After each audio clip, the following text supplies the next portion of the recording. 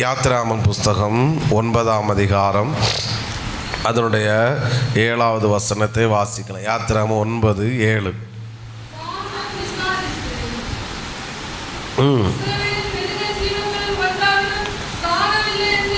அறிந்தான் பார்வோனுடைய இருதயமோ கடினப்பட்டது. ஒரு அலையிலேயே சொல்லுங்க பார்க்கலாம். இந்த செயின் பிரேயருக்கு வீட்டில் இருந்து ஜெபிக்கிறவங்க நீங்கள் அதில் அவங்க பொறுப்பாளர்கிட்டருந்து வந்து புதன்கிழமை ஜெபிக்கும்படியாக அன்போடு கேட்குற முடியாதவங்க நீங்கள் கண்டிப்பாக வாங்கிட்டு போய் வீட்டில் உட்காந்து உங்களுக்கு வசதியான ஒரு நேரத்தில் நீங்கள் ஜெபியுங்க. இங்கே வந்து நீங்கள் அந்த பேருக்கு கையெழுத்து போடுங்க. புதுசாக இணைகிறீங்கன்னா கூட நீங்கள் அவங்கள்ட்ட பொறுப்பாளர்கிட்ட நீங்கள் சொல்லலாம் என்பதையும் அன்போடு நினைப்போட்டுக்கிறேன். ஒரு அலையிலேயே சொல்லுங்கள் பார்க்கலாம். ஓகே, நம்ம கொஞ்ச நாட்கள் ஆச்சு இந்த ப்ராக்டிக்கலாக சில காரியங்களை தியானித்து. ஒரு ஆமீன் சொல்லுங்க பார்க்கலாம். இங்கே பார்வோனை குறித்து நாம் சில காரியங்களை, இஸ்ரவேல் ஜனங்களை தான் நாம் அதிகமாக தியானித்தோம். பார்வோனுடைய ஒரு தன்மையை குறித்து நாம் இன்னைக்கு தியானிப்போம். ஆண்டவர் கிருபை செய்வாராக. பார்வோனும் இருதய கடினமும். இங்கே சில இடங்களிலே கர்த்தர் பார்வோனுடைய இருதயத்தை கடினப்படுத்தினார். இன்னொரு இடத்துல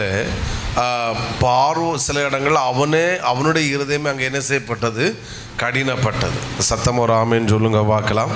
பிரைஸ் தி லார்ட். கவனிப்போம். நம்முடைய இருதயத்தின் நினைவுகளும் நம்முடைய இருதயத்தின் சிந்தைகளுக்கு ஏற்றாற்போல் தான் நம்முடைய செயல்பாடுகள் இருக்கும், அல்லது நம்முடைய வாழ்க்கை, நம்முடைய கேரக்டர் எதை பொறுத்து இருக்குன்னா, ஆமீன் ஸ்தோத்திரம், நம்முடைய இருதயத்தை பொறுத்து தான் நம்முடைய இருதயமும் நம்முடைய சிந்தையை பொறுத்து தான் நம்முடைய வெளிப்படுகிற வார்த்தைகளும் வாழ்க்கைகளும் என்ன செய்யணும்?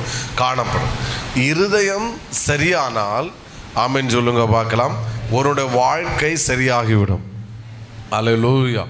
இருதயம் பல தன்மை கொண்டது. இப்போ நான் இங்கே இருக்கிறேன், என் இருதயத்தில் நான் பலதை யோசிக்கலாம். என் சிந்தையில் இங்கே நிற்கிறேன், பலது யோசிக்கலாம். நீங்கள் இங்கே உட்காந்துருக்கீங்க, நீங்கள் பலது யோசிக்க முடியும். பட்டு நம்முடைய இருதயம் சரியாக இருந்துச்சுன்னா நம்முடைய பேச்சு சரியாக இருக்கும். நம்முடைய எப்படிப்பட்டதாக காணப்பட்டது? கடினமாக இருந்துச்சு. ஒரு அலையிலேயே சொல்லுங்க பார்க்கலாம். ஓகே, முதலாவது நான் இன்ட்ரோடக்ஷன் நிற்காம நேரம் வல்ல வர்றேன். முதலாவது, இருதய கடினம் என்றால் என்ன? இருதய கடினம் என்பது என்ன? ஒரு ஆமீன் சொல்லுங்க. ஸ்தோத்திரம். இன்னைக்கு கொஞ்சம் இதாக ஹார்டாக இருக்கிற மாதிரி இருக்கும். ஆனால் என்ன சொல்ல, நேற்றைக்கு அதிகாலை ஜெபத்தில் இங்கே நடந்துட்டு இருக்கும்போது இதை தான் ஆண்டவர் சிந்தையில் போட்டார் என்று தைரியமாக சொல்ல முடியும். இயேசுனுடைய ஒரு தன்மையை குறித்து பேசுவதற்காகத்தான் இந்த வாரம் ரெடியாக இருந்தோம். ஆனால் இங்கே அதிகாலை ஜெபிக்க ஒவ்வொரு வார்த்தைகளையும் கர்த்தர் தந்து கொண்டே இருந்ததுனால இன்னைக்கு இந்த வார்த்தையை கர்த்தர் தியானிக்க வைப்பாராக. சத்தமாக ஒரு ஆமென். ஹல்லேலூயா. ஓகே, இருதய கடினம்னா என்ன? என்னுடைய இருதயமும் இங்கே இருக்க எல்லாருடைய இருதயமும் இயேசுடைய இருதயத்தை போல ஒரு எளிமையான இருதயமாய், சதையுள்ள இருதயமாய், ஒரு பரிசுத்தமுள்ள இருதயமாய் என்னுடைய இருதயத்தையும் நம்ம இங்கே இருக்கிற ஒவ்வொருடைய இருதயத்தையும் கர்த்தர் மாற்றுவாராக. சத்தமாக ஆமேன்னு சொல்லுங்க பார்க்கலாம். 7ஆம் அதிகாரம் இருதய கடினம் என்பது 7. ஆமேன். நம்ம அதை வாசித்தோம் நினைக்கிறேன். வாசிக்கலை 22, 23 வாசியுங்கள். எகிப்தின் மந்திரவாதிகளும் தங்கள் மந்திர வித்தையினால் அப்படி செய்தார்கள். கர்த்தர் சொல்லியிருந்தபடி பார்வோனுடைய இருதயம் என்ன செய்தது? கடினப்பட்டது. போனான். அடுத்த வசனம், பார்வோன் இதையும் சிந்தியாமல் தன் வீட்டிற்கு என்ன செய்து போனான்? திரும்பி இதை சிந்திக்காமல், தேவன் பேசினதை, தேவன் சொன்னதை, தேவன் செய்ததை சிந்திக்காமல் அவன் எங்கே போனான்னா தன் வீட்டுக்கு திரும்பினான். நான் அதை இப்படி சொல்கிறேன், இருதய கடினம் என்பது தேவனை விட்டு, அல்லது தேவனுடைய வார்த்தையை விட்டு, தேவனுடைய வார்த்தையை விட்டு நம்முடைய இருதயத்தை என்ன செய்வது? திருப்பதுதான் இருதய கடினம். புரிகிறவங்க ராமேன்னு சொல்லுங்கள். இப்போ நான் சொல்கிறேன் என்ன சொன்னேன், சங்கிலி ஜெபத்தோ ஜெபிங் வர்றாங்க, அதிகாலை ஜெபத்தோ, சிலர் முடியாதவங்க, அதை நம்ம டிஸ்டர்ப் பண்ணணும். அப்போது என்ன நினைக்கிறோம், ஆமாம் இவருக்கு வேறு வேலை இல்லை அப்படின்னு அந்த இடத்துல நம்முடைய இருதயத்தை திருப்புறதுக்கு பேர் தான் என்னது, கொஞ்சம் வாயத்திறந்து பேசுங்க, இருதய கடினம். இப்போ சரி இதை விடுறேன், இதை சொன்னால் உங்களுக்கு டிஸ்டர்பாக. இப்போ பிள்ளைகள்கிட்ட சொல்கிறீங்க, நீ ஒழுங்காக ஸ்கூலுக்கு என்ன செய்யணும், போகணும், நல்லா என்ன செய்யணும், படிக்கணும் அப்படின்னு சொல்லி நீங்கள் பிள்ளைகிட்ட சொல்கிறீங்க. ஆமாம் சோதரர், பிள்ளை அதை காது கேட்காம இந்த அம்மா அப்பாவுக்கு வேறு வேலை இல்லைன்னு சொல்லிட்டு அதை சிந்திக்காமல் போகிறதுக்கு பேர் என்னது, அதுக்கு பேர் தான் என்னது, சத்தமாக சொல்லுங்கள், இருதய கடினம். நம்ம இதை கேட்காதவொடனே நம்ம கோபம் வருது. இப்போ எக்ஸாம்பிள் நீங்கள் போகிறீங்க, இப்போ சொல்கிறீங்க, அங்கே போய் உட்காந்து இது படி, புக் எடுத்து படின்னு சொல்கிறோம். அது படிக்காமல் மொபைலை நோண்டிட்டு, நம்ம இவ்வளோ வான் பண்ணப்புறம் படிக்காமல் வேறு ஏதோ செய்யுது. அப்படி செய்யுதுன்னா அந்த இருதயத்தை அம்மா சொல்லுவதற்கு அப்பா சொல்லுவதற்கு கேட்காமல் அந்த இருதயம் அங்கே திரும்புது, பார்த்தீங்களா, அதுக்கு பேர் தான் என்னது, இருதயம். மோசே எவ்வளோ வார்த்தைகளை சொன்னான், நீ ஆராதிக்க விடு, இல்லைன்னா இப்படி செய்யும், இப்படி நடக்கும் அப்படி சொன்னாலும் ஆமேன், பார்வோன் அந்த வார்த்தைக்கு செவிகொடாமல் தன் இருதயத்தை என்ன செய்தான், திருப்பினான். புரிகிறவங்க ஒரு அலையிலேயே சொல்லுங்க பார்க்கலாம். அதுக்கு பேதன் என்பது இருதய கடினம். ரெண்டாவது இருதய கடினம் என்ன செய்யும் அதை நான் குறித்து பேசுகிறேன். ரெண்டாவது, இருதய கடினம் என்பது ஸ்தோத்திரம், ஒரே வார்த்தையில் சொல்ல போனால் பிசாசுக்கு நம் வாழ்க்கையில் இடம் கொடுப்பது. பிசாசுக்கு என்ன செய்வது, நம் வாழ்க்கையில் ஒருவன் இருதய கடினம் இருந்தால் நீங்கள் புரிந்து கொள்ள வேண்டும், அந்த நபர் பிசாசுக்கு தன் வாழ்க்கையில் என்ன கொடுக்கிறான், இடம் கொடுக்கிறான். அதனால தான் பவுல் சொல்லுகிறார், பிசாசுக்கு என்ன செய்யாதிருங்கள், இடம் கொடாதிருங்கள். நல்லா கவனிக்கணும். பிசாசு அப்படி பண்ணுறான் இப்படி பண்ணுறான்னு சொல்கிறான் அப்படின்னா ஏதோ ஒரு விதத்தில் நாம் அவனுக்கு என்ன செய்திருக்கிறோம், இடம் கொடுத்துருக்கோம். இடம் ஆமீன் கொடுக்கறதுனால அவன் உள்ளே வந்து அவனுக்கு வேட்டையை காட்டுறான். அப்போ என்னுடைய இருதய கடினம் என்ன செய்ய வைக்குதுன்னா, என் வாழ்க்கையில் பிசாசு செயல்படுவதற்கு நான் என்ன செய்கிறேன், இடம் கொடுக்கிறேன். என் இருதயத்தை நான் திருப்புகிறேன். சத்தமோ ராமின்னு சொல்லுங்க பார்க்கலாம். அப்போது நான் என்னுடைய இருதய கடினையில் தேவனுடைய வார்த்தைக்கு, தேவனுடைய சத்தத்துக்கு, பெற்றோருடைய வார்த்தைக்கு, பெரியவருடைய வார்த்தைக்கு, என் சத்தத்துக்கு நான் செவி கொடுக்கிறேன், நான் உணர்வடைகிறேன், நான் அந்த வார்த்தைக்கு நான் அர்ப்பணிக்கிறேன். அப்படி நாம் சொல்லுகிறோம் என்றால் அது எதை காட்டுகிறது என்றால், நான் பிசாசுக்கு இடம் கொடுக்கவில்லை. மாறாக நான் சில சம்பவங்கள் நடக்குது, சில சூழ்நிலைகள் வருது, ஆனாலும் நான் என்ன செய்கிறேன்னா, நான் என்ன செய்கிறேன், என் இருதயத்தை கடினப்படுத்துகிறேன் என்றால் அது எதை காட்டுகிறது, நான் பிசாசுக்கு என்ன கொடுக்கிறேன், இடம் கொடுக்கிறேன். புரிகிறவங்க ஒரு அலையிலேயே சொல்லுங்க பார்க்கலாம். மூன்றாவது, நான் அதை ஆரம்பத்தில் சொன்னேன், நம்முடைய இருதய கடினம் என்பது நமக்கு நாமே செய்கிற மிகப்பெரிய தீமை.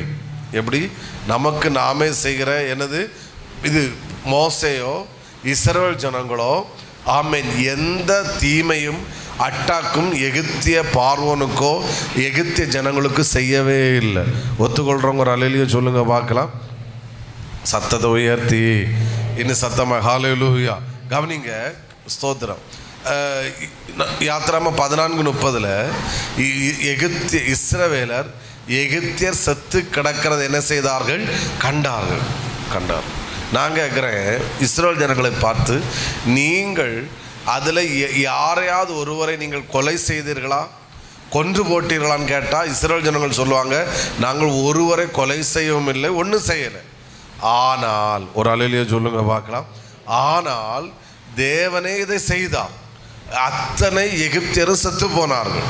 இப்போ நமக்கு தெரியும், எகிப்தில் வெட்டுக்கிளி வருது, வண்டு வருது, அவ்வளோ தீமை.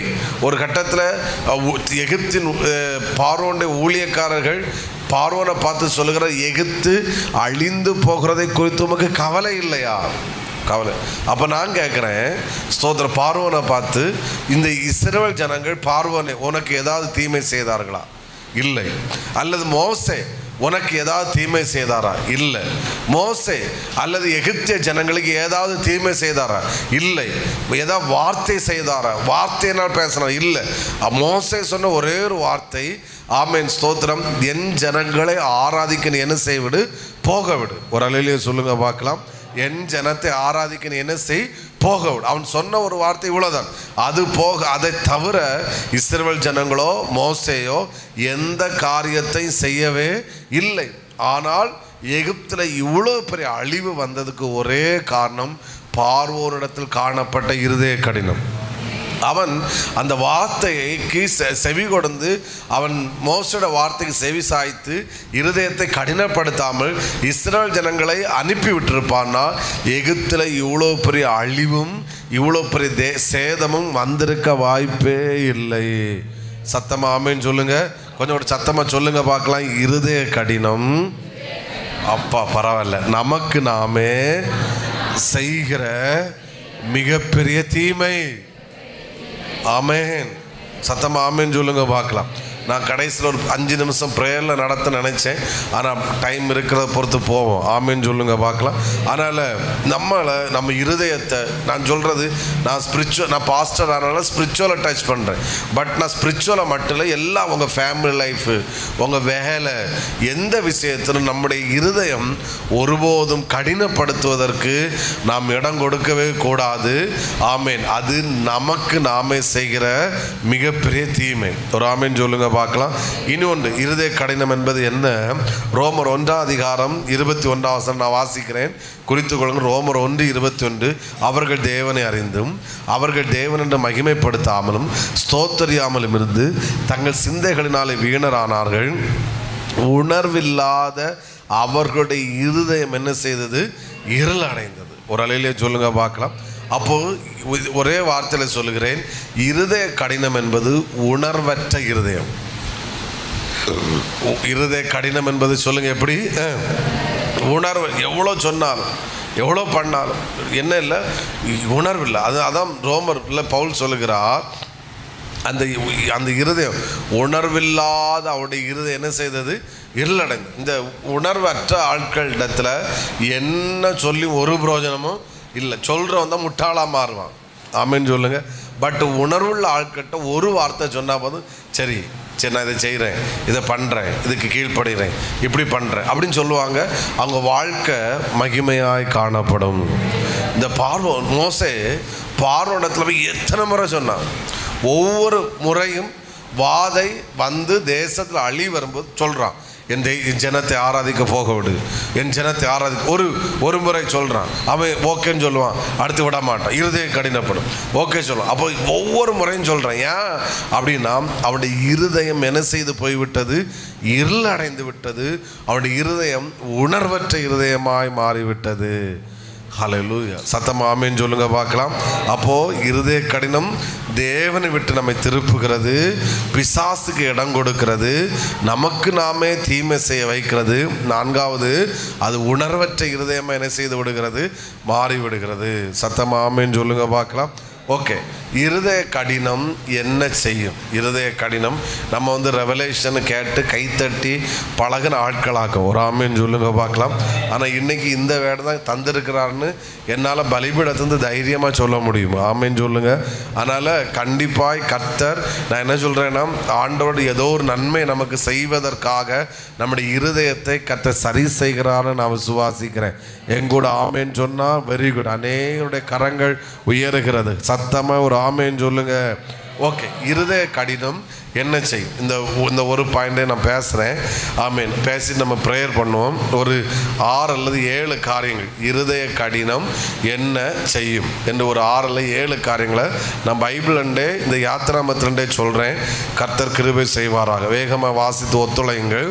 9ஆம் அதிகாரம் 27ஆம் வசனம். 9:27 பார்வன் சொன்ன ஒரு வார்த்தை.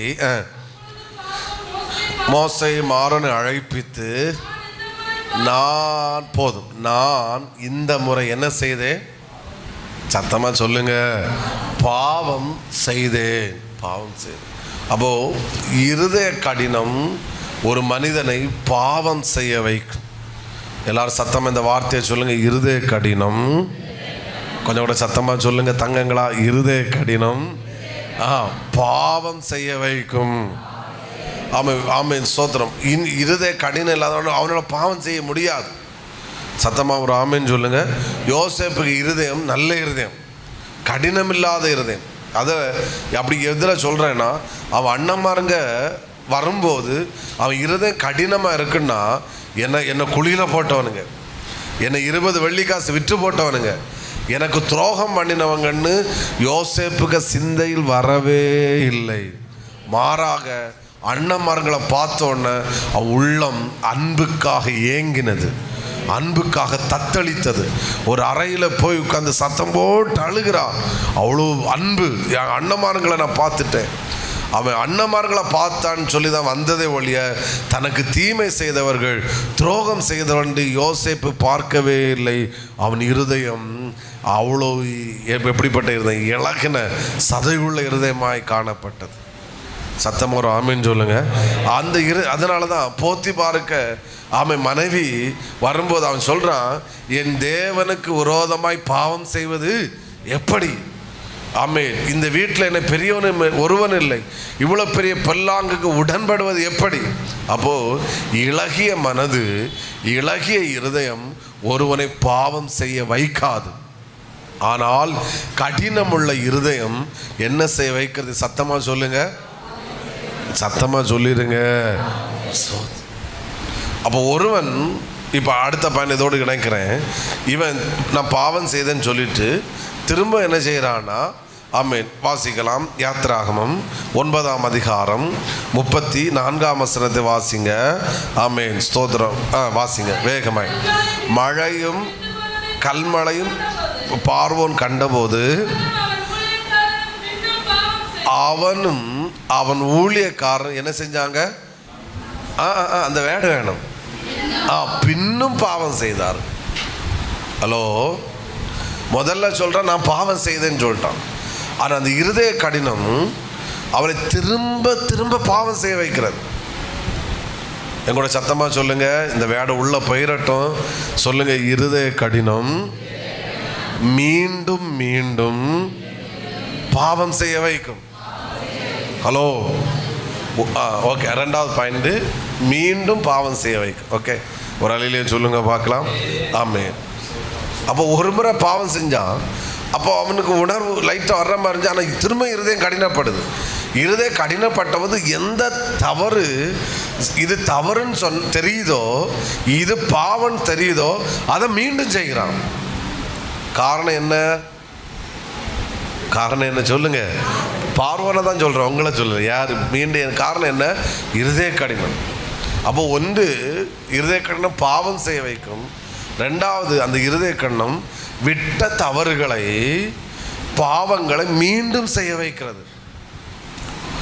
நான் சொல்லுவேன், பாவம் ஒருவனுடைய வாழ்க்கையில் தவறு, பாவங்கள் வருவது இயல்புன்னு சொல்ல மாட்டோம், ஓகே. ஆனாலும் ஆனால் நம்ம உணர்வடைந்து மீண்டு வரும்போது கர்த்தர் மீண்டும் வாழ்வழிக்க ஆயத்தமாக இருக்கிறார். அவர் யாரையும் பாவி என்று ஒதுக்குறவர் அல்ல. ஆனால் ஸ்தோத்திரம், சிலர் அந்த இருதய கடினம், இது தவறுன்னு தெரியுது, இது பாவம்னு தெரியுது, நம்ம செய்கிறது சரியில்லைன்னு பார்வனுக்கு நல்லா தெரியுது. ஆனால் அந்த இருதய கடினம் வசனம் அழகாக சொல்லுது, அவன் பின்னும் பாவம் செய்தான். பின்னும் என்ன செய்கிறான்?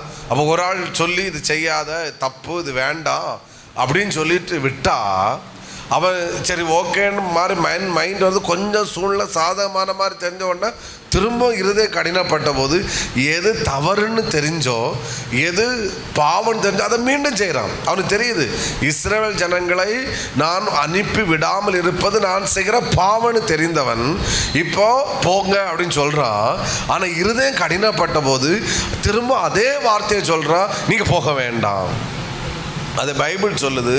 அவன் போக விடவில்லை என்று சொல்வதை கண்டு பைபிள் சொல்லுகிறது, அவன் பின்னும் பாவம் செய்தான். ஹலோ, நம்ம சொல்கிறோம் இது என்னுடைய பலவீனம், இது என்னுடைய இயலாமை அல்ல, இது உன்னுடைய இருதய கடினம். ஸ்தோத்திரம், ஹல்லேலூயா. இருதய கடினம் பாவம் செய்ய வைப்பது மட்டுமல்ல, மீண்டும் மீண்டும் பாவம் செய்கிறது. சில நேரம் நான் சொல்கிறேன், சில பிரச்சனையில் இருக்கிறோம், சில கஷ்டத்தில் இருக்கிறோம், சில சூழ்நிலை இருக்கு. அப்போ நம்ம தவற உணர்ந்து சரியாகிறோம். இப்போ நிலைமை நார்மல் ஆகுது, பிரச்சனை நார்மல் ஆகுது. ஆண்டவர் இரக்கம் பாராட்டுறார், ஆண்டவர் கை கொடுக்கிறார், திரும்ப வாழ வைக்கிறார், திரும்ப தூக்கி நிறுத்துகிறார்.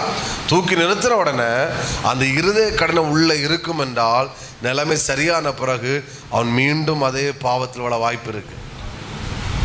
ஆனால் அந்த இருதய கடினம் அவனை விட்டு மாறினால் ஆமென், அது மீண்டும் எழும்பி ஆண்டவருக்காக பிரகாசிக்க கர்த்தர் கிருபை செய்வாராக. ஆமென். மூணாவது, இருதய கடினம் ஒன்று சொன்ன பாவம் செய்ய வைக்கிறது. ரெண்டாவது, மீண்டும் மீண்டும் என்ன செய்ய வைக்கிறது? பாவம் செய்ய. மூணாவது, இந்த இருதய கடினத்தின் நிமித்தம் வந்த விளைவுகளை மறக்க வைக்கிறது. மறந்து தண்ணி ரத்தமாக மாறி இருக்கு, நீ குடிக்க தண்ணியெலாம் மறந்துட்டான். ஸ்தோத்திரம். இப்போ பேன் வந்திருக்கு, வண்டு வந்திருக்கு, அதெல்லாம் மறந்துட்டான். கொப்பளம் வந்திருக்கு, இத்தனை வெட்டுக்கிளிகள் வந்திருக்கு, வயல் நிலங்கள் அழிக்கப்படும், அதெல்லாம் மறந்துட்டான். அந்த இருதய கடினம் மீண்டும் அவனை என்ன செய்ய வைக்கணும்? போகமாட்டேன்னு சொல்ல வைக்குது. அதனால இன்னொருத்தனை கொண்டு ஆண்டவர் சொல்ல வைக்கிறாரு, எகிப்து தேசம் அழிந்து போகிறது கவலையில் 10:7. அப்பொழுது பார்வோனுடைய ஊழியக்காரர் டிஸ்பிளே பண்ணுவாங்க பாருங்க. அப்பொழுது பார்வோனுடைய ஊழியக்காரர் அவனை நோக்கி, எந்த மட்டும் இந்த மனிதர்கள் நமக்கு கண்ணியாக இருப்பார்கள், தங்கள் தேவனாகிய கர்த்தருக்கு ஆராதனை செய்ய அந்த மனிதரை என்ன செய்விடும்? போகவிடும். இந்த ஒன்று தானே, இந்த நீ செய்ய வேண்டியது. ஏன் இந்த இருதயத்தை கடினப்படுத்த முடியாதுன்னு சொல்கிறான். அடுத்து சொல்லிட்டு அவனுக்கு அடுத்த வேர்டு சொல்கிறான், எகிப்து அழிந்து போனதை நீர் இன்னும் அறியவில்லையா? உமக்கு தெரியலையா? நம்ம அவளை விடாதனால இவ்வளோ விளைவுகளை சந்திக்கிறோம். தேசம் அழிந்து போகிறது, இதை குறித்து கவலை இல்லையா? இது போக விடும். புரிகிறவங்க அலையிலேயே சொல்லுங்க பார்க்கலாம். நான் சிலரை பார்த்து சொல்கிறேன், நம்முடைய நஷ்டத்துக்கும் நம்முடைய இழப்புக்கும் நம்முடைய தோல்விக்கும் வேற யாரும் காரணம்? நாம் தான் காரணம். ஒத்துக்கொள்கிறவங்க ஆமே. என் மனைவி காரணம், புருஷன் காரணம் சொன்னால் அது இருதய கடினம். நான் தான் காரணம். நான் எழும்பாததுக்கு, நான் முன்னேறாததுக்கு யாரும் காரணம்? நான் தான் காரணம். ஆமே. பிரைஸ் எல்லாம் ஒரு அலையிலேயே சொல்லுங்க பார்க்கலாம். ஆமாம். நம்ம இதனால எவ்வளோ விளைவுகளை சந்திச்சு, எவ்வளோ இழப்பு வந்துச்சு, எவ்வளோ நஷ்டம் வந்துச்சு, இன்னைக்கு எவ்வளோ தரித்திரம் வந்துச்சு. நம்ம எப்படி வாழ வேண்டியவர்கள், எவ்வளோ உயர்ந்த ஸ்தானத்தில் இருக்க வேண்டியவர்கள். ஒரு ஆமேன்னு சொல்லுங்க பார்க்கலாம். இன்னைக்கு இவ்வளோ கஷ்டப்படுறோமே, இவ்வளோ கஷ்டப்படுறோம், அதெல்லாம் மறக்க வைக்கும். இது ஒன்று தான் ஃபோக்கஸ். அவனுக்கு ஃபோக்கஸ் இவ்வளோ அழிவு வந்தாலும், இவ்வளோ இழப்பு வந்தாலும் அதை மறந்துட்டு சொல்கிறான், அவனோட போக விடக்கூடாது. இது அவனுடைய இருதய கடினம். சத்தமாக ஆமேன்னு சொல்லுங்க பார்க்கலாம். இன்னைக்கு அநேக கிறிஸ்தவர்கள் நாம் வாழ வேண்டிய ஒரிஜினல் வாழ்க்கையை வாழாமலே நம்முடைய ஓட்டத்தை முடித்து விடுகிறோம். இது மிகப்பெரிய நமக்கு இது ஒரு பெரிய நஷ்டம். புரிகிறவங்க ஒரு அலையிலே சொல்லுங்க பார்க்கலாம். நம்மை கர்த்தர் அழைக்கிறார் என்றால், நம்மை வேறு பிரிக்கிறார் என்றால், நம் வாழ வேண்டிய ஒரு வாழ்க்கையை கர்த்தர் முன்குறித்திருக்கிறார். அந்த வாழ்க்கை வாழ்வதற்காகத்தான் கர்த்தர் நம்மை அழைத்திருக்கிறார். இஸ்ரவேல் ஜனங்களை எகிப்தை விட்டு வெளியே கொண்டு வர்றதுக்கு முன்பாகவே ஆண்டவர் அவருடைய வாழ்க்கையை குறித்து தீர்மானம் பண்ணிவிட்டார். மோசே இடத்துல யாத்ரா 3ஆம் அதிகாரத்தில் சொல்லுகிறார், பாலும் தேனும் ஓடுகிற கானான் தேசத்தில் நான் உங்களை கொண்டு போய் சேர்ப்பேன். அப்போ அவருடைய திட்டம் என்ன? எகிப்தை விட்டு வெளியே கொண்டு வந்து எப்படியாவது நாசாக்கணும் என்றல்ல, எகிப்தை விட்டு வெளியே வருகிற இந்த ஜனத்தை நாம் பாலும் தேனும் ஓடுகிற தேசத்தில் கொண்டு போய் சேர்க்க வேண்டும்.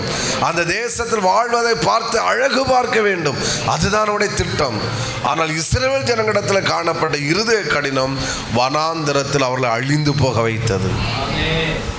அவர்கள் வணங்கா கழுத்துள்ளவர்களாய் மாறினார்கள், இருதய கடினம் உள்ளவர்களாய் மாறினார்கள். வனாந்தரத்தில் அழிகிற ஒவ்வொருவனை பார்த்து ஆண்டவர் சொன்னது, நீ இங்கே அழிந்து போக வேண்டிய நல்ல, நான் உங்களுக்காக ஒரு அழகிய தேசத்தை ஆயத்தம் பண்ணி வைத்திருக்கிறேன்.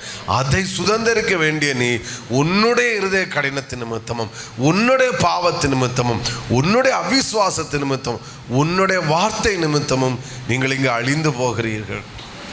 நான் உங்களை பார்த்து சொல்கிறேன், எனக்கும் உங்களுக்கும் ஒரு மகிமையான எதிர்காலத்தை, வாழ்க்கையை கர்த்தர் ஆயத்தம் பண்ணி வைத்திருக்கிறார். அதை நம்ம வாழணும் சகோதரா. இயேசுவே என்னை எடுத்துக்கணும். நான் சொல்கிறேன், மரிக்கிறது ஈஸி சார், வாழ்கிறதா ரொம்ப கஷ்டம்.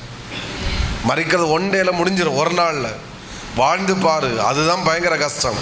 ஒரு அலையிலேயே சொல்லுங்க பார்க்கலாம். இடையில அப்துல் கலாம் அவருடைய ஒரு ஸ்பீச்சை நான் அவருடைய ஒரு இதை டிஸ்பிளே போட்டு நான் பார்த்தேன். நம்மால் என்ன அந்த வேர்டை என்ன ரொம்ப டச் பண்ணிச்சு. நம்மால் செய்ய முடியாது என்று சொல்லி கொண்டிருக்கிறார். அந்த வாழ்க்கை நீங்களும் நானும் வாழ்ந்து தான் ஆக வேண்டும். அந்த வாழ்க்கை வாழ வேண்டும் என்று கர்த்தர் விரும்புகிறார். அதற்காக அவர் மனிதனாய் இந்த உலகத்தில் இறங்கி வந்து நமக்காக அவர் ஜீவனே கொடுத்திருக்கிறார். உங்களுக்காக உயிரை கொடுத்தவர் உங்கள் வியாதியை மாற்ற அவரால் முடியாதா? உங்கள் கடனை மாற்ற அவரால் முடியாதா? உங்கள் தேவைகளை சந்திக்க அவரால் முடியாதா? இல்லை உங்களுக்கு தேவையானது அவருடைய கரத்தில் இல்லாமல் இருக்கிறதா? ஹல்லேலூயா. சத்தமா ஆமென் சொல்லுங்க பார்க்கலாம். மீண்டும் அந்த விளைவுகளை நாம் சந்திக்காமல் இருக்க வேண்டும் என்றால் நம்முடைய இருதயம் இயேசுவை போன்ற இருதயமாய் மாறுவதாக. ஹல்லேலூயா. மறந்து விடுறோம். கொஞ்சம் நார்மலான உடனே வந்த மேன்மை நடந்து வந்த பாதை அந்த விளைவுகளை மறந்து விடுறோமே. எவ்வளோ கஷ்டங்களை சகிச்சோம், எவ்வளோ பாடுகளை சகிச்சோம், அதனால் எவ்வளோ தீமைகள் நாம் அனுபவிச்சோம். அதை மறந்து விட்டுறோம். மறந்து விட்டுட்டு இன்னைக்கு திரும்ப நார்மலானவன் அவனுக்கு மறந்துட்டான். தண்ணி ரத்தமாக மாறிச்சு. திரும்ப அவன் மோசே அற்புதம் செய்து திரும்ப இதெல்லாம் தண்ணியாக மாறினோன்னா மறந்துடுறான். ஸோ பேனை வருது தேசத்தோடு மாறினோன்னா திரும்ப மறந்துடுறான். அடுத்த ஆட்களை கொண்டு சொல்ல வைக்கிற தேசம் அழிந்து போகிறது கவலை இல்லையா? இன்னும் இருதயத்தை நீ கடினப்படுத்திட்டு இருக்கிறாயே. ஹலோ, ஒரு ஆமேன் சொல்லுங்க பார்க்கலாம். இருதய கடினம் வந்த விளைவுகளை என்ன செய்யும்? மறக்க வைக்கும். 4வது இருதய கடினம் வாசிப்போம். 7:22 வேகமாக வாசிச்சிருங்க. அந்த கடைசி வார்த்தை, கர்த்தர் சொல்லியிருந்தபடி பார்வோனுடைய இருதயம் கடினப்பட்டது, அவர்களுக்கு செவி கொடாமற் போனான். இந்த வார்த்தை அதிகமாக வரும். நான் இந்த வேடை தந்த உடனே நான் திரும்ப நான் யாத்திராமம் 6ஆம் அதிகாரத்துலேருந்து வாசிக்க ஆரம்பித்தேன். கொஞ்சம் 14-15 அதிகாரம் வரைக்கும் திரும்ப வாசித்த போதும் இந்த வார்த்தை அதிகமாக இருக்கும். அவன் செவி கொடாமற் போனான். மோசே சொல்கிறான், என் ஜனத்தை ஆராதிக்க போக விடு. அவன் இருதய கடினம் அந்த வார்த்தை செவி கொடாமற் ஆக்கி விடுகிறது. ஹல்லேலூயா சொல்லுங்க பார்க்குறான். நான் சொல்கிறேன், தேவ சத்தத்தை கேட்காமல் இருப்பது ஒரு பெரிய பரிதாபம். தேவ சத்தத்தை கேட்காமல் இருப்பது பரிதாபம். ஆனால் தேவ சத்தத்தை கேட்டும் செவி கொடாமற் போவது இருதய கடினம். இவன் சொல்றான், இவ்வளோ அழிவுக்கு காரணம் என்ன? பதில் சொல்றான், உன்னுடைய இருதய கடினம், உன்னுடைய இருதய கடினம். ஆனால் அந்த கடினத்து நிமித்தம் பைபிள் அழகா சொல்லுகிறது, பார்வோன் செவி கொடாமற்.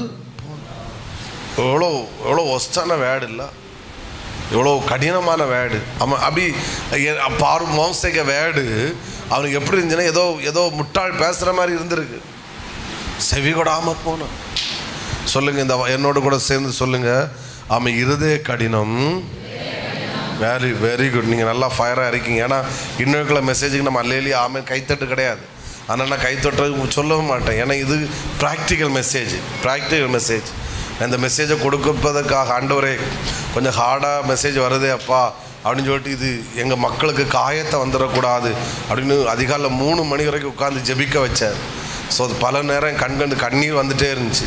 என் இருதயம் கடினப்படக்கூடாது, எங்கள் மக்கள் இந்த பார்வோன்ல லிஸ்ட்டில் யாரும் இருக்கக்கூடாதப்பா.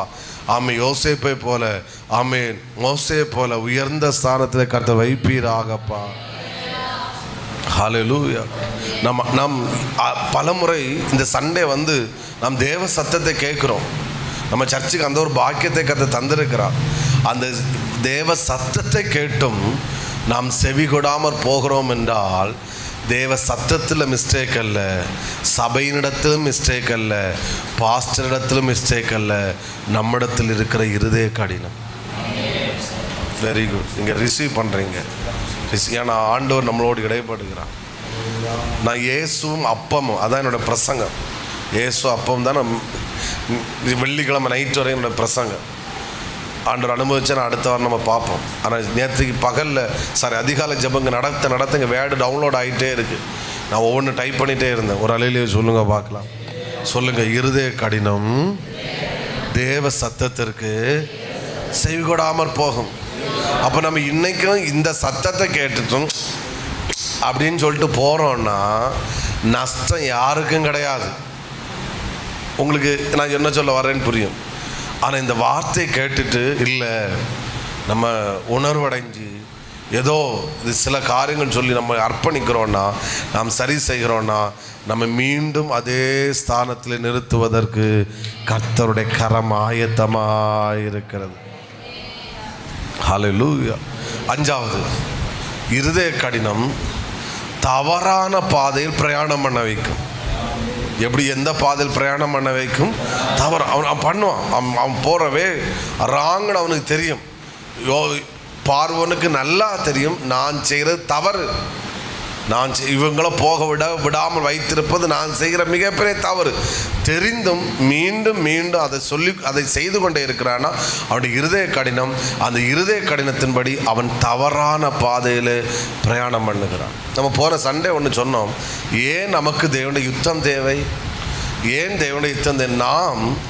நாம் விரும்பின பாதையில் செல்லவில்லை, தேவன் நியமித்த பாதையில் செல்கிறோம். சத்தமா ராமே, இன்னும் சத்தமா ஹல்லேலூயா, ஆமே. அப்போது நானாக இருந்தாலும் சரி, நீங்களாக இருந்தாலும் சரி, நமக்குன்னு ஒரு பாதை கிடையாது. நாம் செல்லுகிற பாதை தேவன் நமக்கென்று நியமித்த பாதை வழியாக நாம் சென்று கொண்டிருக்கிறோம். அதன் வழியாகத்தான் செல்ல வேண்டும். அதன் வழியாக சென்றால் மட்டும்தான் நீ கானானை சுதந்திரிக்க முடியும். நீயே ஒரு பாதை உருவாக்கி போனால் எங்கேயா படுகொலியில் தான் போய் விழ முடியும். ஹலோ, ஆமென் சொல்லுங்க பார்க்கலாம். இந்த அதான் வசனம் சொல்லும், உம்முடைய வசனம் என் கால்களுக்கு தீபமும் என் பாதைக்கு வெளிச்சமாக இருக்கு. திரும்பவும் சொல்கிறேன், இன்னும் சொல்கிறேன், நீங்கள் விரும்பின பாதை வழியாய் உங்களுக்கு செல்வதற்கு உங்களுக்கு அனுமதி கிடையாது. நீங்கள் போனாலும் அவர் விடமாட்டார், அவர் பிடிச்சு இழுத்து கொண்டு வருவார். ஆமேன். அதற்கு இடம் கொடுத்தா அவர் கொண்டு வந்து திரும்பவும் சரியான பாதையில் ஓட வைப்பார். ஹல்லேலூயா. சத்தமாக ஒரு ஆமேன் சொல்லுங்க பார்க்கலாம். அவன் அந்த பாதையில் போகிறான், இவன் அவன் போட்டு அது அவனுடைய பாதை, உனக்குன்னு நியமித்த பாதை. ஆமேன் சொல்லுங்க பார்க்கலாம். இந்த சபையில் கர்த்தவங்களை கொண்டு வந்திருக்கிறார்னா, ஆமேன், இந்த ரெவலேஷனை கேட்க வைக்கிறார்னா உங்களை குறித்த தேவ திட்டம் மேலானது. உங்களுக்கு தேவன் வைத்த பாதை இதுதான்.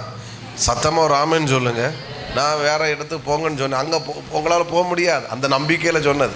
ஆமேன் சொல்லுங்க பார்க்கலாம். ஏன்னா அங்கே போனால் நல்லா இருக்கும் எக்ஸாம்பிள், ஆனால் உங்களுடைய தேவை சந்திக்கப்படாது.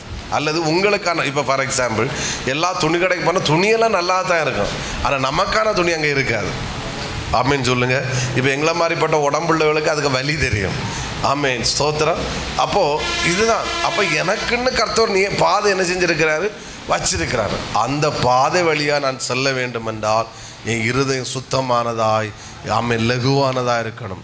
என்னுடைய இருதய கடினம் தவறான பாதை வழியாக நமக்கு தெரியும். சில ஆட்கள் ட்ராவல் பண்ணுறாங்க, தவறான பாதை நமக்கு தெரியுது, நம்ம கண்டுக்க மாட்டோம். அதோடைய இருதய கடினம் நமக்கு தெரியும், எங்கேயாவது ஒரு நாள் போய் முட்டும், எங்கேயாவது ஒரு நாள் விழும். கடைசியில் சரணடைஞ்சால் வாழ்வு, இல்லைன்னா தெரியாது. எத்தனை பேர் ஆமேன்னு சொல்லுகிறீர்கள்? ஒரு முறை கூட சொல்லுங்கள். இருதய கடினம் தவறான பாதையில் பிரயாணம் பண்ண வைக்கும். உற்சாகமாக தான் இருக்கீங்களா? ஆமேன். அடுத்து எத்தனை சொன்னேன்? 5. தேங்க்யூ. 6வது பிரைஸ் தி லார்ட். யாத்திராகமம் 11:10 வாசிச்சிருங்க வேகமாக. எனக்கு ஜோம் பண்ணுங்க. நான் திரும்ப பைக்கில் தான் நான் போகணும் வெளியே. அன்று மழையை நிப்பாட்டி தரட்டு. செய்தார்கள், கடினப்படுத்தினபடியால் அவன் இஸ்ரவேல் புத்திரரை தன் தேசத்திலிருந்து போக விடவில்லை. ஒரு ஆமேன் சொல்லுங்க பார்க்கலாம். இப்படி சொல்கிறேன், அவன் இருதய தவறான பாதையில் செல்ல வைக்கணும் மட்டும் இல்லை, தேவனுடைய வார்த்தைக்கு எதிராக செயல்பட வைக்கும். ரொம்ப மோசமான ஒரு வேடாக்குது. அவன் எதிராக செயல்படும். அவன் சொல்கிறான், தேவனுடைய வார்த்தை என் ஜனத்தை ஆராதிக்க போக விடுது, அவனுடைய வார்த்தை நான் போக விடுவது எதிராக செயல்பட வைக்குது. எல்லாரும் சேர்ந்து சொல்லுங்க, இருதய கடினம். Very good. தேவ கட்டளைக்கு எதிராக செயல்பட வைக்கும். ஆண்டவர் சொல்கிறார் இதை செய், இவன் சொல்கிறான் முடியாது. அப்போ உள்ள என்ன இருக்கு? ஓகே. அப்போது பலிபீடத்தை ஒரு வார்த்தை வருது நமக்கு நேரம், நமக்கு தெரியுது எனக்கான வார்த்தை தான் தெரியுது. ஆனால் அப்படின்னு சொல்லி நம்ம இருதயத்தை கடினப்படுத்தி அமைதியாக இருந்து அதுக்கு எதிராக செயல்படுறோம். இப்போ ஃபார் எக்ஸாம்பிள் நம்ம சர்ச்சில் அது இப்போ உள்ள மக்கள் அப்படி இல்லை. ஒரு பலிபீடத்தை ஒரு வார்த்தை வந்து எனக்காக அது என்ன சொல்ல என்னே தான் தாக்குனான்னு சொல்லிட்டு அதுக்கு எதிராக செயல்படுவாங்க. அதுக்கு அடையாளம் என்பது என்னது? இருதய கடினம். ஆனால் ஒரு வார்த்தை வரும்போது ஆமாண்டவரேன்னு உணர்வடையும் போது அது நல்ல இருதயம், அது அவர்களை வாழ வைக்கும்.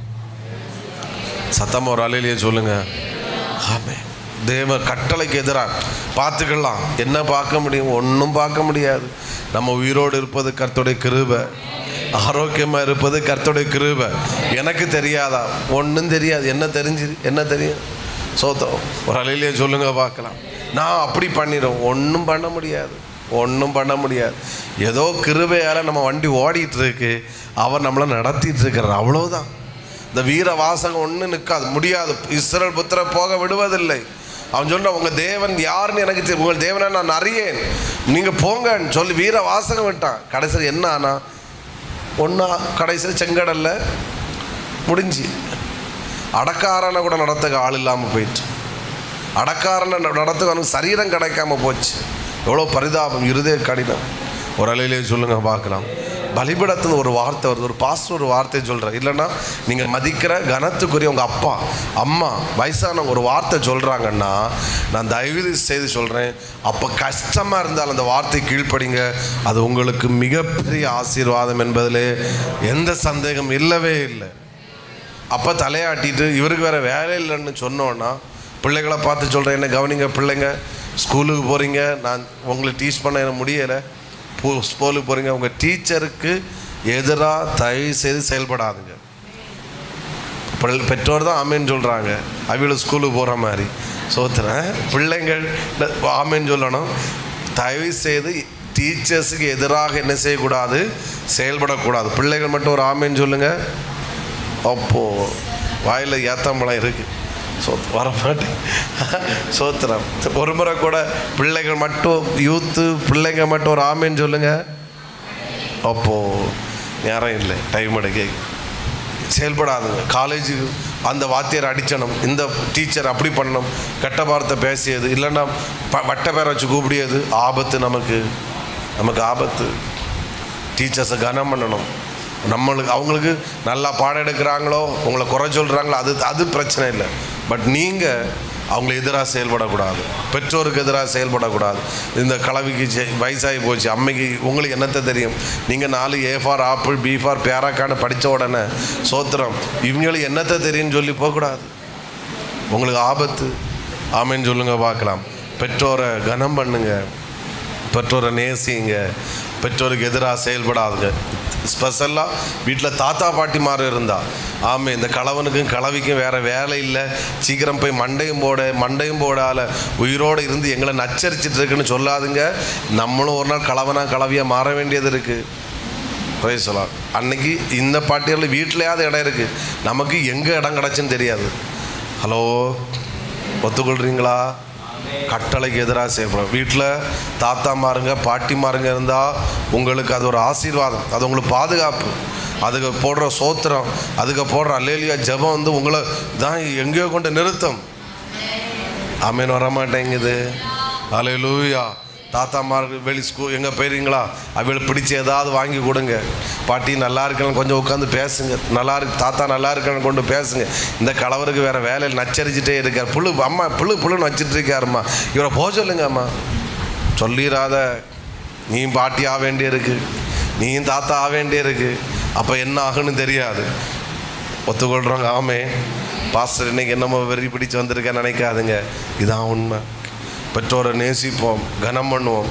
உங்களுக்கு இதுக்கு வலி எப்போ தெரியும்னா, உங்களுக்கு கல்யாணம் ஆகி உங்களுக்கு குழந்தை பிறந்து அப்போ பிள்ளைகளை வளர்க்கும்போது தெரியும், எங்கள் அம்மா அப்பா இப்படி கஷ்டப்பட்டு எங்களை வளர்த்துருக்காங்க. தெரியும், கண்டிப்பாக தெரியும். ஏன்னா இந்த உலகம் நாள் மாறிக்கிட்டே, நான் இன்னைக்கு இருக்கே மாதிரி நாளைக்கு இருக்க மாட்டேன். 10 வருஷம் தாண்டி போய் எனக்கு நிலைமை வேறு மாதிரி இருக்கும். ஒத்துக்கொள்கிறவங்க ஆமேன்னு சொல்லுங்க பார்க்கலாம். இதில் எந்த மாற்றமும் இல்லை. இதான் உலகம். நம்ம நினைக்கிறோம் இன்றைக்கி யூத்தாக இருந்தோடனே 15 வருஷம் தாண்டினோட யூத்தாக இருப்பேன். வாய்ப்பில்லை. வாய்ப்பில்லை. ஸ்தோத்திரம். தேவ வார்த்தைக்கு எதிராக அவங்கள மதிக்கணும், பெற்றோரை மதிக்கணும். வீட்டில் இருக்க தாத்தா பாட்டி மாறுங்க, சித்தப்பா பெரியப்பா மாறுங்க, பக்கத்து வீட்டுக்காரங்க பெரியவங்க ஏதாவது சொல்கிறாங்க, சண்டேஸ் கிளாஸ் டீச்சர் சொல்கிறாங்க, செக்ரட்டரி சொல்கிறாங்க, ஆமேன் சொல்கிற வார்த்தைகளை மதிங்க. என்ன கோவப்படுத்திட்டாங்க, என்ன திட்டாங்க, கோவப்படுவாங்க, திட்டுவாங்க. உங்கள் மேலே உரிமையினால் பாசத்தினால திட்டுவாங்க. அது உனக்கு ஆசீர்வாதம். அது உன்னை எதிர்காலத்தில் உயர்ந்த ஸ்தானத்தில் கொண்டு வைக்கும். ஹல்லேலூயா. எத்தனை பேர் ஆமேன் சொல்லுகிறீர்கள்? ஆமேன். நமக்கு திட்டக்கு கண்டிக்கைக்கு ஒரு ஆள் நமக்கு இருக்கிறாங்கன்னா அது நமக்கு ஆசீர்வாதம். சபையே, இவனை திட்டக்கும் கண்டிக்க ஆள் இல்லைன்னா நீ எங்கேயோ இப்போ இடத்துல போய் முட்டுவா. ஒரு ஆமேன் சொல்லுங்க பார்க்கலாம்.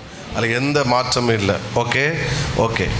தேவ கட்டளை எதிராக செயல்பட வைக்க. 7வது, இருதய கடினம் சந்தோஷமாய் வாழ வைக்காது. ஒருத்தன் இருதய கடினம் இருக்குன்னா அவன் வாழ்க்கையில், அவன் குடும்பத்தில் என்ன இருக்காது? பணம் இருக்கலாம், வீராப்பு இருக்கும். நான் யாரு தெரியுமா? ஸ்தோத்திரம். வீராப்பு இருக்கும், ஸ்தோத்திரம். நல்ல வீடு இருக்கும், நல்ல கார் இருக்கும், நல்ல பங்களா இருக்கும். என்ன சப்பு சவரம் வச்சுட்டு போ, சந்தோஷம் இருக்காது. ஒத்துக்கொள்றவங்க சத்தமா ஆமே. நீ ராஜாவாக இருந்துட்டு போ, ஆனால் உனக்கு இருதய கடினம் எப்போ மோசே இடத்திலிருந்து இவன் மோசேக்கு வார்த்தை எதுக்க ஆரம்பித்தானோ அன்னிலிருந்து மோசே பார்வோனுக்கு சந்தோஷமே கிடையாது. மோசே கண்டாலே துடிக்க ஆரம்பிச்சிருவான். ஏன்? உன் இருதய கடினம். எல்லாரும் சத்தமாக சொல்லுங்க, இருதய கடினம் சந்தோஷமாய் வாழ விடாது. பிள்ளைகளுக்கு சொல்லுங்க, பெற்றோருக்கு நல்லா டேஸ்டாக வாழ்க்கை சந்தோஷமாக இருக்குன்னா என்ன இருக்கக்கூடாது? ஆமே. என் புருஷன் சரியில்லை, பார்த்துக்கிடுங்க, நான் என்ன செய்வேன்? ஒன்றும் செய்ய முடியாது. மனைவியை பார்த்துக்க, நான் ஒரு கை ஒன்று பிடிச்சேன்னா அப்படி பண்ணிடுறேன், ஒன்றும் பண்ண முடியாது. அடுத்த நாள் நீ சாப்பாட்டுக்கு அங்கே தான் போய் நிற்கணும். பிரைஸ் சொல்லலாம். இருதய கடினத்தை தூக்கி குப்பையில் போட்டுட்டு ஆமேன். கணவன் மனைவியை நேசிங்க, மனைவி கணவனை நேசிங்க. ஆமை பிள்ளைகளை நேசிப்போம். ஆமை இருதய கடினம் இருக்க வீராப்பு ஏற நீ ஒருவேளை நான் ஜெயிச்சிட்டேன்ற மாதிரி இருக்கலாம். ஒன்றும் ஜெயிக்க முடியாது. ஹல்லேலூயா. உங்களை அறியாமலே உங்கள் வீட்டில் என்ன சந்தோஷம் சமாதானம் போயிட்டே இருக்கும். ஆமேன். ஒத்துக்கொள்கிறாங்க? ஆமேன். சபையில் இருதய கடினம் இருக்கக்கூடாது, சபையில் சமாதானம் இருக்காது. நம்மள சகிக்க வேண்டிய மன்னிப்போம், இறங்கி போகிற இடத்துல இறங்கிப்போம், அமைதியாக இருக்கிற இடத்துல அமைதியாக இருப்போம். நம்ம ஏன்னா ஆண்டவர் எல்லாம் பார்த்துக்குவார். ஹல்லேலூயா. சத்தமாக ஆமேன்னு சொல்லுங்க பார்க்கலாம். மனைவிமார்கள் தயவு செய்து புருஷன்மார்கள்ட்டையோ வீட்டில் இருக்க யார்கிட்டையோ அந்த இதை காட்டாதுங்க. நீங்கள் காட்டுற ஆட்கள் இல்லைன்னு நினைக்கிறேன். இருந்தாச்சுன்னாலும் உங்களை தான் நான் சொல்கிறேன், வேறு யாரையும் சொல்லலை. ஸோ உங்கள் வாழ்க்கை சந்தோஷமாக சமாதானம் இருக்குன்னா இருதய கடினம் என்கிற அந்த கேன்சரை காட்டிலும் கொரோனாவை காட்டிலும் இந்த கொடிய வைரஸை இங்கே போட்டுட்டு போயிருங்க, உங்கள் வாழ்க்கை சந்தோஷமாக காணப்படும். சில கோபத்தில் திட்டுறோம், பேசுகிறோம், சண்டை போடுறோம், அது பிரச்சனை இல்லை, அது இயல்பு தான். எல்லோரும் கோபம் வரும், எல்லோரும் சண்டை வரட்டு, அப்படியெல்லாம் இருக்குது. அது 5-10 நிமிஷத்தில் ஓகே தூக்கி தூரம் போட்டுட்டு திரும்ப மன்னிப்பு கேட்டுட்டு ரெடியாகி போயிட்டே இருங்க. ஸோ புருஷன் பார்த்த உடனே ஏதோ பாகிஸ்தானுக்கு தீவிரவாதி வந்தான்ற மாதிரி மூஞ்சியும் தூக்கிட்டு போனால் எங்கே சந்தோஷம் இருக்கும்? மனைவி வந்தவொடனே எப்போ என் வாழ்க்கை அழிச்ச வந்தான்னு சொல்லி பார்த்தா எங்கே சமாதானம் இருக்குது? நீ வெளியே கடந்து மாடு மாதிரி வேலை செஞ்சுட்டு வீட்டில் போனால் உன்னால் ஒரு கஞ்சி குடித்தாலும் சந்தோஷமாக குடிக்க முடியல. அது வீடு இல்லை, அது நரகம். தூக்கி தூர போட்டுட்டு சண்டை வராத குடும்பம் கிடையாது. சண்டை வரும், அது வரும், எல்லாம் வந்தாலும் அது சரி செய்துட்டு மன்னிப்பு கேட்டு அடுத்து சரி செஞ்சு போனால் குடும்பம் குட்டி பரலோகமாய் காணப்படும். கடைசியாக சொல்லி முடிச்சிடுறேன். இருதய கடினம் முக்கியமாக ஜோம் பண்ணுறவங்க மட்டும் வாங்க, மற்றவங்க அடுத்த வாரம் வாங்க. ஸோ இருதய கடினம் இப்போ பாருங்கள், பார்வோன் இவ்வளோ எகிப்தை விட்டு இவனை வெளியே வந்த பிறகும் கடைசியில் ஆளோட கூட்டிகிட்டு என்ன செய்கிறான்? 4ஆம் வசனம், அவன் இருதயத்தை கடினப்படுத்தி, 4ஆம் வசனம், அவன் தன் இருதயத்தை கடினப்படுத்தி எகிப்தியர் அறியும்படி அவன் என்ன செய்கிறான்? ஆமேன், சோதரன், மனம் வேறுபடுது. 6ஆம் வசனம், தன் ரதத்தை பூட்டி தன் ஜனங்களை கூட்டுகிறான். 7ஆம் வசனம், பிரதானமான 600 ரதங்களையும் எகிப்துள்ள மற்ற சகல ரதங்கள் எல்லாம் கூட்டிகிட்டு போகிறான். ஆமேன், பார்வோனுடைய இருதயம் கடினப்படுது. எல்லாரையும் கூட்டிகிட்டு செங்கடலை போய் நிற்கிறான். செங்கடலை போய் என்ன செய்கிறான்? நிற்கிறான். நடந்தது என்ன? 30ஆவது வசனம், கடைசி வாசனம், கடற்கரையில் எகிப்தியர் செத்து கிடக்கிறது இஸ்ரவேலர் கண்ட. நான் சொல்கிறேன், இந்த வேர்டு ரொம்ப ஹார்டான வேர்டு, ஆனால் ஹார்டாக இருந்தாலும் பரவாயில்ல, உண்மை அதுதான். இருதய கடினம் உன்னை அழிக்கும், உன் கூட இருக்கிறவங்களையும் உன் நிமித்தம் அழித்து போடும். ஹலோ, இப்போ நான் கேட்குறேன், இவ்வளோ எகிப்தியர் செத்து கிடக்கிறது, அந்த எகிப்தியர் என்ன பாவம் செஞ்சாங்க? ஒன்றும் செய்யலை. இந்த குதிரை செத்து கிடக்கு, இந்த ரதம் உருளைகள் கலண்டு கிடக்கு, இந்த மனிதர்கள் செத்து கிடக்கு, இந்த வீரர்கள் செத்து கிடக்கு, இவங்க என்ன பாவம் செஞ்சாங்க? ஒன்றும் செய்யலை. பார்வோனுடைய இருதய கடினம் அவனை அழித்தது, அவனோடு வந்த அத்தனை பேர் என்ன செய்து போட்டது. நான் இப்படி என்ன சொல்கிறேன், உங்களுக்கு சந்தோஷம் வரும். பாஸ்டர் இடத்துல இருதய கடினம் இருந்துச்சுன்னா என்னை அழிக்கும், என் நிமித்தம் உங்களை அழிக்கும், விசுவாசிகளை அழிக்கும். பாஸ்டர் இருதய கடினம் உள்ள பாஸ்டர் இருக்கக்கூடாது. ஒரு புருஷன் இருதய கடினம் உள்ள புருஷனாக இருப்பாருன்னா அந்த புருஷனை அழிக்கும், அவன் நிமித்தம் மனைவி பிள்ளைகளை அழிச்சு போடும். ஒரு மனைவிட்ட இருதய கடினம் இருந்துச்சுன்னா அந்த மனைவியோட இருதய கடினம் அவனை அழிக்கும், புருஷனை அழிக்கும், பிள்ளைகளை அழிக்கும், வேற என்ன, மாமா மாமி தாத்தா பாட்டி யார் இருந்து அத்தனை பேரை அழிக்கும். ஒரு பார்வோனுக்கு இருதய கடினம் முழு எகிப்து தேசம் இல்லை, செங்கடலில் வந்த அத்தனை ஆமை எகிப்தியரை அழித்து போட்டது. ஒத்துக்கொள்றாங்க? ஆமே. இருதய கடினம் வாழ வைக்காது. நான் கேட்குறேன், நம்மளை இருதய கடினம் உள்ளவங்களை மட்டும் அழிச்சா போதாது, அவனோடு இருக்கிறவங்கள அதை அழிக்குது. எகிப்தில் அத்தனை முதற் பிள்ளைகள் செத்து போனதுக்கு காரணம் என்ன? தலைப்பிள்ளை சங்கார வாதை வந்தபோது எகிப்தில் பெரிய ஓலம் உண்டாயிற்று, கூக்குரல் உண்டாயிற்று. காரணம் என்ன? ஒரு பார்வோனுக்கு இருதய கடினம். பக்கத்தில் உள்ள கை கூட சொல்லுங்க, நான் இருதய கடினத்தை கொண்டு வரும், இருதய கடினம் மாற என்ன செய்யணுன்றதை நான் என்னைக்காவது ஒரு நாள் வந்தால் பேசேன், அடுத்த வாரம் ஆறுதலாக பேசலாம். ஆமே, பக்கத்தில் உள்ள கை கூட சொல்லுங்க, இருதய கடினம் உங்களை அழிக்கும், உங்கள் கூட இருக்கிறவங்களையும் உங்கள் நிமித்தம் அழித்து போடும். கண்களை மூடுவோம், ஜெபம் பண்ணுவோம். சாரி, டைம் ஸ்பெண்ட் பண்ண எனக்கு முடியலை. நீங்கள் தயவு செய்து இந்த வார்த்தையை, அந்த பாச டைம் இல்லாதனால விட்டுட்டு போகிறேன். தயவு செய்து இந்த வார்த்தையை அற்பமாக எடுத்துடாதுங்க. சரி செய்ய வேண்டிய இடத்துல சரி செய்யுங்க, விட வேண்டிய இடத்துல விடுங்க. ஆமென். இருதய கடினத்திலிருந்து மாறன்னா இளையகுமாரன் சொல்லுகிறான், தகப்பனே உமக்கு விரோதமாகவும் பரத்துக்கு விரோதம் என்ன செய்தேன்? பாவம் செய்தேன். அறிக்கை பண்ணினான். நான் சொல்கிறேன், கணவனிடத்துலையோ மனைவியிடத்துலையோ தவறு இருந்தால் மன்னிப்புகளுங்க கிடையாது, பாவம் கிடையாது. யார்கிட்ட உங்களுக்கு கசப்பு இருக்கோ, யார்கிட்ட காயம் இருக்கோ, வெக்கமே படாதுங்க. கூட்டம் முடிஞ்சு துணியை மாற்றிக்கு முன்னாடி, இறைச்சி தின்னைக்கு முன்னாடி ஃபோன் பண்ணி மன்னிப்பு கேட்டுட்டு சோறு தின்னுங்க. அது சோறு உங்களை அமிர்தமாக மாறும். இல்லைன்னா எனக்கு தெரியாது. அதான் வார்த்தை. புருஷன்ட்ட கேளுங்க, மன்னிச்சுக்கோ, மனைவிட்ட கேளுங்க, மன்னிச்சுக்கோ. ஆமாம், வீட்டில் மாமனார் மாமியாரா தாத்தா பாட்டி யாராக இருந்தால் மன்னிச்சுக்கோ. எல்லாரும் இல்லை, ஒருவேளை தோணுச்சுன்னா சொல்லிடுங்க. நீங்கள் நல்லா இருப்பீங்க, உங்கள் நிமித்தம் உங்கள் குடும்பம் நல்லா இருக்கும். ஒத்துக்கொள்கிறவங்க? ஆமே.